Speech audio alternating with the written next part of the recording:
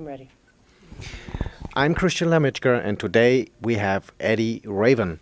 Eddy, you're so long time now in the business. I think it makes no sense to introduce you to the crowds, but might be a quick shot for the ones which are new in country music. Well, thank you. I've been at it a long time. I started writing for a company called Acuff Rose, and I wrote Country Green for Don Gibson and Touch the Morning for Don Gibson and Good Morning Country Rain for Jeannie C. Riley and Back in the Country for Roy Acuff and I Don't Want to Talk It Over for Connie Smith, some of the early things. And I've written for everybody. I've written for Waylon and Willie and Johnny Cash and a bunch of other folks, Carl Smith, a lot of the older old-timers. But I write with Toby Keith a lot now. Toby and I are good friends. He's got one of my old guitar players. Just had a song recorded by Elvis Costello called Big Boys Cry. And I wrote the song years ago for a guy that I grew up with right down the road from me. He was my hero, a guy named Bobby Charles. Well, Bobby Charles wrote See You Later, Alligator, Walking to New Orleans, I Don't Know Why I Love You But I Do, I'm Just the Jealous Kind. Huge pop songwriter, and he was my friend and my teacher, really. And I wrote this song for him, and it became a huge record, sold over 100,000 copies locally. And then when Bobby died last year, and I guess Elvis was a fan, and Elvis recorded the song, so he's put it out on his National Ransack deal. And a friend of mine called me, and it was on YouTube, and so I'm thrilled about that. We have the couple of songs, with one for sure, and possibly two songs that I wrote for Roy Orbison. In '73, he recorded these songs, and they've never been released. And we just discovered them recently. I'd forgotten all about it, but I had the only copy at that point. So we're trying to see what's going to happen with that. I hope Sony does something with it, and I imagine they almost have to because Roy was such a huge star all over the world. Still is, and so. That's going on with us. That's good. I'm writing with, there's a new act on Sony that we've written 3 songs for with John Rich. John's going to produce them. So we've got 3 songs on this guy named Bradley Gaskin, so I think he's going to be a big star. I wrote Thank God for Kids for the Oak Ridge Boys. It's been recorded by a lot of different people, but John Rich called me the other night, and John's going to be on this big show here called The Apprentice. And he got to talking to me. He said, oh, by the way, I just recorded Thank God for Kids. I said, wow, thank you, man. So it's been good. Everything has been really good. I'm writing a lot and enjoying it. And like I say, go out with Toby and spend a week out writing with him and get to see some old friends. And Trace Atkins works with him a lot. And Trace has one of my bass players playing bass for him. Guy played bass for me. And like I said, Toby has a lead guitar player named Rich that's played for him that was with me for a while. So it's like old home week when we get out. It's fun. We play, and I get on stage and sing with Toby, and it's pretty much a big time for us. Eddy, that brings me to the next question. Probably, what led you stay so long time now in the country music business? Because you're in an age now, excuse me that I say you're in an age now, Yeah. but where you can relax, enjoy the life. What led you stay? I like what I do. I mean, I don't have to do anything. I mean, I'm lucky that I've written a lot of hit songs for people, and if I didn't like it, I wouldn't do it. I really enjoy what I do. And I love writing with new writers, the younger guys. That Frank and I write with a lot of different people, and I write with new people, and I enjoy it. I've got more songs that I need to write. I've got more albums I want to record. So at this point in my life, I'm able to do pretty much what I want to do, and that's my dad always told me. You need to do something that you really like to do. If you're going to get a job, make sure you like it, and he was right about that. Is there a difference between the songwriters from the old school to the new school? Uh, well, I think there's a bigger difference in the artist. Um, the what has happened, I think, is the songwriters like us, the earlier guys. I mean, the people that I was around was Mickey Newberry and Earl Thomas Conley and John D. Loudermilk, and all these great writers, and we were all friends. I mean, and we had a lot of freedom. We could do pretty much what we wanted to do. We would write whatever we wanted to write. Nowadays, it's different. It's almost, you got to have, the record company's got to approve it. They have a committee of people to approve what you write, and that stifles creativity. That makes it. You never hear anything. You'll hear good songs every now and then, but you miss so many good ones. And I can't remember the writer's name, but the guy that wrote the song "The House That Built Me," he's one of the older writers, and it's such a great song, from Miranda Lambert. I mean, wow. And a young new writer couldn't write that because he hadn't lived that. Yep. You got to have that fire in your belly. If you don't have the fire in your belly, you can't. But I still have it. I don't have it every day, but I have it quite often, and I look forward to going out with Toby and writing, and I look forward to writing with the people we have here. I mean, so it's that's what's kept me in it. I still plan to do more. I don't, there's a lot of things I could do. I've got 11 dogs, I've got one of them that's 130 pounds, and the other one's 120, and the other one's like 115. So they keep me busy, and we've got a bunch of small ones. But I still like what I do. I know if you ask a songwriter which is his biggest and best song, he always say it's the one I wrote 2 days before. So, but when by all the songs you wrote, which one is your personal favorite, and what's the story behind it? There's a couple of them. First of all, the biggest song that I've ever written is "Thank God for Kids." I mean, it's the best catalog. It's a huge copyright for me. I'm the oldest of 10, so I can relate to, but as an artist, my personal favorite, probably because it did so many things for me, it came at a time in my life when I really needed a hit record, was "I Got Mexico." It's been a huge hit in Germany. It's called Ibiza in Germany, and Ibiza 2 also. So I've gotten probably two gold 45s for that, and it's been a huge record for us. And that's got to be one of my favorites. "Who Do You Know in California" was one of my favorites because that opened a lot of doors. But it's hard you look back at some of the songs that you write for special people. For like Roy Acuff, when I wrote "Back in the Country," that was such a thrill for me because it was a chart record for him, and it was the highest charting record by a man his age in country music ever. So that was a big thrill for me, and I sang background with his son and a couple other guys on it. So it was a good deal. What is better, to be an artist or to be a songwriter? Well, it's difficult. I couldn't do one of the. I have to do both. I think that my publisher was Wesley Rose for years, and Wesley had Acuff Rose, and they were all over the world.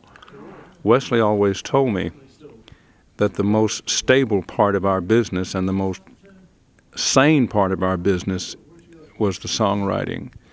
I mean, and you can write forever, but I need both. I mean, if I had to pick one, though, if you really made me pick one, I would say songwriting, because I can still write, and I can still go out with the artist and perform with him, sing a song on stage. So I get a little taste of that still. And for this Christmas, this year I sent Toby Keith a Christmas card, And he and I go back a long way. And I sent him a Christmas card, and I thanked him for being a big enough man and willing to share the spotlight with someone else. And he does that better than anybody. I mean, David Allen Coe was out with us one time. He brought David on. He brings me on all the time, and we sing and talk. And a lot of artists won't do that. But they're the good guys. There are a lot of good guys out there. Okay. I know there are a lot of road stories around you. Is there one you can share with us? I don't know. There's been a lot of things. You know, there was a time when we were really, really busy, 325, 30 days a year, and things were rough. We had people jumping on stage and pulling. And for about 5 years, 4.5 years, a guy named Sonny West worked for me, and Sonny worked for Elvis for 17 years. And I had another guy named Big Al Halterman who worked for us. And Big Al came out of Hank Jr.'s group, and he came off the docks of Boston. He worked for the Teamsters up there. And we had another guy named Robert Johnson, who was part of the Nixon SWAT team. So we had some pretty heavy-duty guys working for us to make sure no problems. But there was a time in El Paso that we were playing, and there was a guy trying to kill me. That was a tough situation, but with all the security, we didn't have a problem. I was one thing was we were playing, and I was out in California for the ACMs one year, and they introduced me, and the record guy brought me over to Garth, and he said, "Eddie, have you ever met Garth Brooks?" And I said, "I don't think so. I know who Garth is, but I don't think we ever met." And he said, "Oh yeah, we met." I said, "We met where?" And so he said, "We met in Oklahoma." And I said, and I didn't remember it. But then I got back and I asked Frank, my guitar player, I said, "Frank, have I met Garth Brooks?" He said, "Yeah." I said, "Where?" He told me Oklahoma. He said, "You were playing at this little club out there, a big club in Oklahoma, and where he went to school. And he was the house band there. But I'd had some death threats, and so security was so tight that they had a line of officers and everything, and they ran me up the stairs. And as I ran up the stairs, I'm shaking hands with the guys. And he said, "You shook hands with Garth on the way up?" I said, "Wow." And so, yeah, that was kind of an unusual thing, but it's kind of crazy. One thing I always used to get confused with Eddie Rabbit. People used to think I was Rabbit. And we were playing in Tulsa, Oklahoma years ago, and it was a radio station special, and it was 99.7 something. So it was 99 cents to get in. So that's to pay. And so we do the show, and it's a great crowd, and everybody's having fun. And this one guy comes out front, and he stands there, and he crosses his arm. He said, "Look," he said, "I want my money back." And we're breaking down equipment, and I'm standing there, and he said, "First of all, I came to see the Eddy Raven from New Jersey, and I get the Eddy Raven from Louisiana." And I said, "Well, no, you're talking about Rabbit." He said, "No, I'm talking about the Eddy Raven from New Jersey." He said, "And besides, you didn't even sing 'I Love a Rainy Night.'" And I said, "Well, I just forgot it, man." And I said, "Jack," my bass player, I said, "Jack, give that guy $1. So he gave him $1, and the guy left. I was before Marty Robbins died, I was on the tour with Marty, the last real tour he did on the Northwest. In the Northwest. We were in Vancouver, British Columbia, and then we were in Seattle and those towns. Well, I think it might have been Seattle or Portland. And the stage was really close to the first rows. I mean, you could see it was 6 or 8 feet to where the seat was, and the people were right there. And there's this old man, he's sitting there, and I go out, and our show is bang, bang, bang. It's hard and fast, and this guy's sitting there, he's sleeping, and he's dead center on the microphone right there. And I say, "Sir," nothing happened. So Marty, when I walk, Marty would always ask me, say, "How's the crowd?" I said, "Good crowd." I said, "But you got one guy right in the front sleeping. He's not, And he said, "Watch this, I'll get him." So Marty was really a great entertainer. He went out there, and he's playing, and he said, "Hey, old man, wake up, wake up, wake up." And no, man, he doesn't wake up, Marty does all this, and he talks to him all during the show, and he finally said, "Wake that guy up, blah, blah, blah." gets toward the end of the show, and Marty jumps into El Paso. The guy wakes up and starts clapping. And and he comes off, and I said, looks like you got him. I said, what do you think was his problem? He said, he didn't have no problem. He came to hear one song. But, you know, what a great guy he was. I remember so much about Marty. The last night he was sick, we were doing 2 shows, and I was opening, of course. He said, look, Eddie, we're going to do the first show just like we do, but the second show, I got to get on a plane and get out of here. I got a doctor's appointment. I don't feel good. I really got to make that plane. The only way he could make it was do the first part and leave. He said, and so I said, no, I mean, these people didn't come to see me. They don't know who I am. He said, oh, that's all right. I'm going to set you up. I'm going to fix it up. But you got to do this for me. I said, okay. So he gets out there and he starts, and he said, look, ladies, he said, ladies and gentlemen, don't leave. He said, I've got to leave. I've got an appointment I've got to make in Nashville. We wouldn't tell him what, but he just said, he said, but now this next man coming out, you need to stay and listen to him. Don't leave. He said, he's really pretty cool. He said, he doesn't dress like me. He said, I dress very conservative, which he didn't, you know. And he said, he doesn't dress like me. He said, he's kind of punk country. Well, now, this is Marty's crowd. He's setting me up for, you know. He said, now, the last time I saw him, it was this guy, Eddy Raven, Willie Nelson, and Waylon. They were all in Austin. They were cutting hedges and smoking them. So I get out there, man, and this crowd, didn't know what to expect, and the crowd is looking at me, and Marty's already, you know, he's leaving. And so I get out there, and I said, yeah, and the only thing that saved me, I said, you know, yeah, I'm that punk country guy. I said, I wrote Country Green for Don Gibson, and I wrote Back in the Country, and I rattled off a bunch of songs and sang a couple of them, and by the time it was okay. But Marty was always a joker, man, just always joking. He loved it.